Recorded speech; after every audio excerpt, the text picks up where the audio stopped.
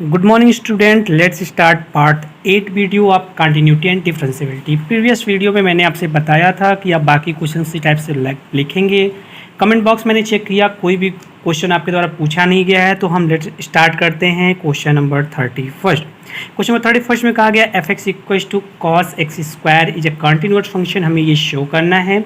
तो इस क्वेश्चन को शो करने के लिए देखिए फर्स्ट ऑफ ऑल हम क्या करेंगे, इसका सोल्यूशन हम स्टार्ट करते हैं और लेट कर लेते हैं। लेट हम जो फंक्शन मान लेते हैं, जो भी हमारा फंक्शन है कि H X equals to X square, because kind for information F X equals to cos X square दिख रहा है। तो यहाँ दो फंक्शन हैं, एक ट्रिग्नोमेट्री को ध्यान रखते हुए यहाँ एक कैलकुलस का भी ट्रिग्नोमेट्री के साथ साथ यहाँ पे एक अलजेब्रा का भी फंक्शन आ रहा है।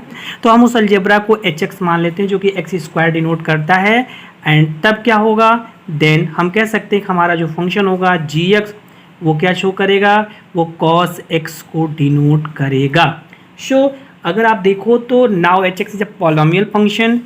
एच एक्स क्या है, हम उसे लिख देते हैं now H x is polynomial function. Polynomial function so it is continuous. It is continuous. मैंने आपको पहले भी बताया था कि पॉलिनोमियल फंक्शन जो होते हैं वो कॉन्टीन्यूअस होते हैं। तो it is continuous for all X belongings to capital R, किसी भी रियल नंबर के लिए वैलिड होता है। इसके बाद अगर हम बात करें जी एक्स की, तो हम कहेंगे जी एक्स क्या है, G X is cosine function. Cosine function कह दें या ट्रिग्नोमेट्रिकल फंक्शन कह दें, तो ये कोसाइन फंक्शन है, that's cosine function. So it is continuous. तो ये कॉन्टीन्यूअस फंक्शन होगा।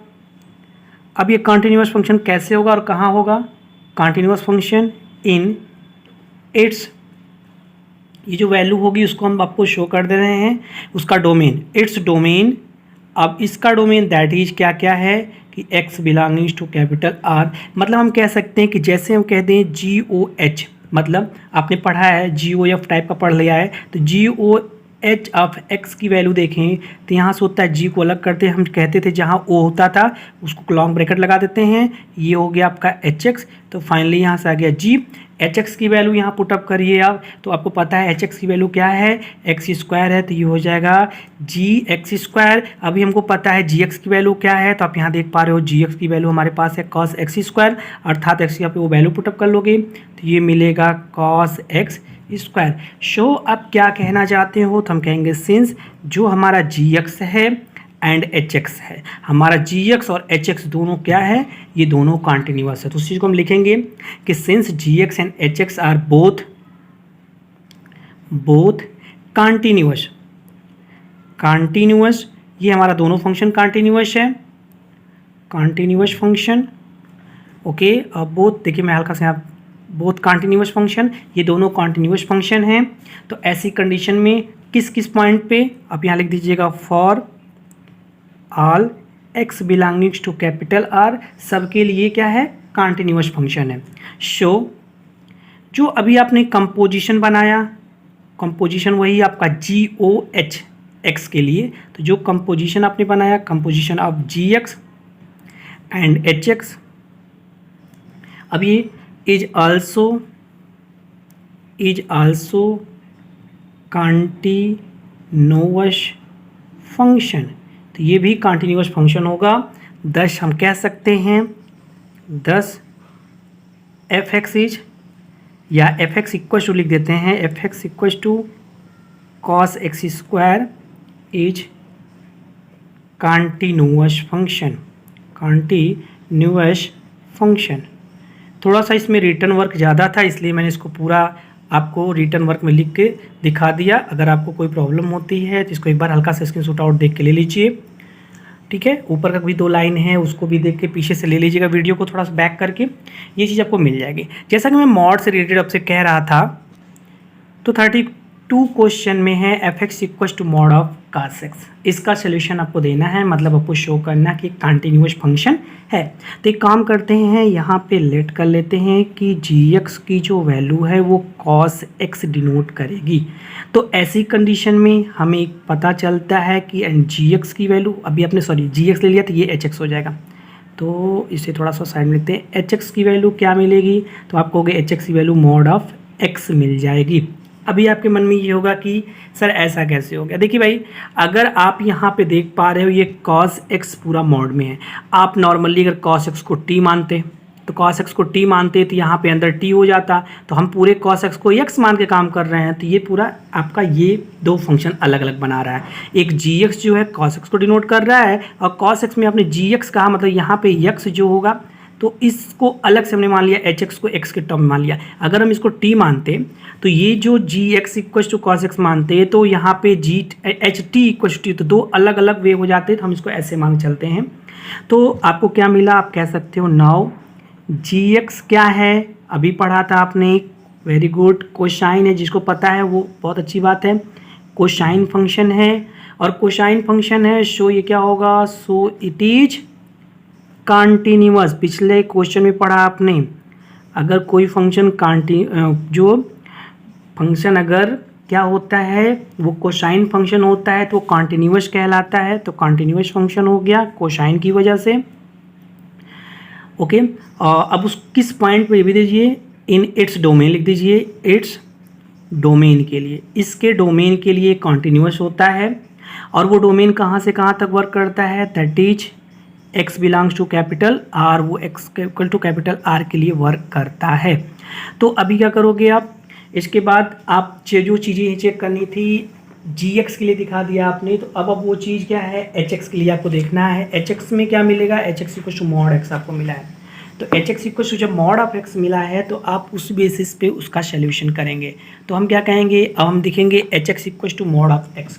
चलिए लिखते हैं, तो हमारा हो गया h(x) equal to mod of x। दूसरा फंक्शन हमारा ये है, is the absolute value function, is the absolute value function. तो आप एक बात कंफर्म हो गए कि मॉड को एब्सोल्यूट वैल्यू फंक्शन के नाम से भी जानते हैं, और ये एब्सोल्यूट वैल्यू फंक्शन है इसलिए कंटिन्यूअस जरूर होगा। तो show it is continuous function. तो ये एब्सोल्यूट वैल्यू फंक्शन इसलिए कंटिन्यूअस फंक्शन होगा for all x belongings to capital R। तो कैपिटल R के लिए अभी आप क्या करोगे, देयरफॉर थोड़ा HOG के बारे में कंफर्म कर लेते हैं। HOG किसी x के लिए सॉल्व करो, तो आप जानते हो जहाँ पे O रहता है मतलब ब्रैकेट शो हो जाता है, तो आप कहोगे यहाँ से हो जाएगा g(x). अब g(x) की वैल्यू रख देते हैं, h हो गया, g(x) की वैल्यू क्या होती है, तो आपने पढ़ा है g(x) की वैल्यू cos x है, तो यहाँ से हो गया आपका cos x, ये हो गया यहाँ से cos x, और h(x) में जो वैल्यू रखेंगे तो mod of cos x represent करता है। तो सिंस हम कह सकते हैं g(x) हमारा जो है g(x) एंड h(x) दोनों को एक साथ कंबाइन करके लिखते हैं, g(x) and h(x) are both continuous. पिछला लाइन पिछले क्वेश्चन की लाइन आपको याद होगी, तो g(x) and h(x) are both continuous, ये बोथ कंटिन्यूअस फंक्शन है, दोनों कंटिन्यूअस फंक्शन है। तो हम कह सकते हैं देयरफॉर इसका जो अभी क्या मैंने आपको बताया था, दोनों फंक्शन अगर हैं तो दोनों के जो कंपोजिशन होंगे, therefore composition is also continuous